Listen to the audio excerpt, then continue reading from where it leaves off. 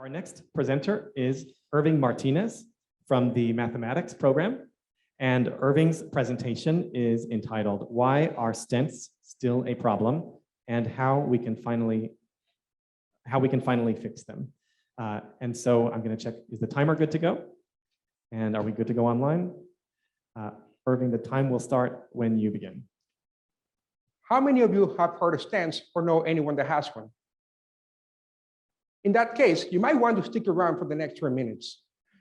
Every year, 3 million people in the US suffer from atherosclerosis, which is a condition in which one or more arteries get clogged up from excessive cholesterol and other residue buildup.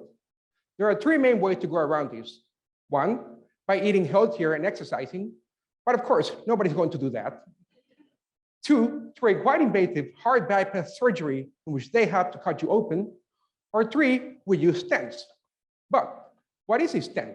As you can see in the slide, a stent is a cylindrical net that is usually inserted through the leg and guided internally all the way until it reaches the damaged zone. Then, with enough pressure, the stent is expanded and fixed in place, opening up the narrow area. This is a minimally invasive procedure that allows blood to flow again freely. Do you understand? No pun intended. Unfortunately, as wonderful as it sounds, it has several complications. For instance, the first stents ever made comprised of only a metal base, which proved to be quite damaging to the arterial tissue and produced unwanted clotting, resulting in a hardened constriction along the passageway. To deal with this, scientists decided to coat this with a thick layer of drug around the stent to help with the healing process. As a consequence, this provoked early thrombosis and people were having heart attacks. Now, the newest round of stents is composed of bioresorbable material with the purpose of disappearing over time. However, these stents deform in a manner that causes flow disruption. So you see, this sort of improvisation solves the previous problem at the expense of creating new ones. And this is why my research group in the mathematics department and I decided that enough is enough. We need to pinpoint exactly what is going on.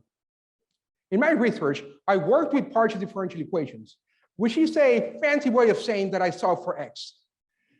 There are very well-studied Navier-Stokes equations which attempt to explain and model the behavior of fluid mechanics. Since blood is a fluid, we extrapolate these notions to physiological constraints under computational fluid dynamics. Then, we complement this data with digital reconstructions to corroborate our stent deformation theory. With these realistic simulations, the mathematics allows us to observe for patterns that are not so discernible to the medical community. Finally, as of now, we are very close to discovering the roots behind stent-related complications, of developing an optimal stent design, and more importantly, of alleviating your worries in the future. Thank you.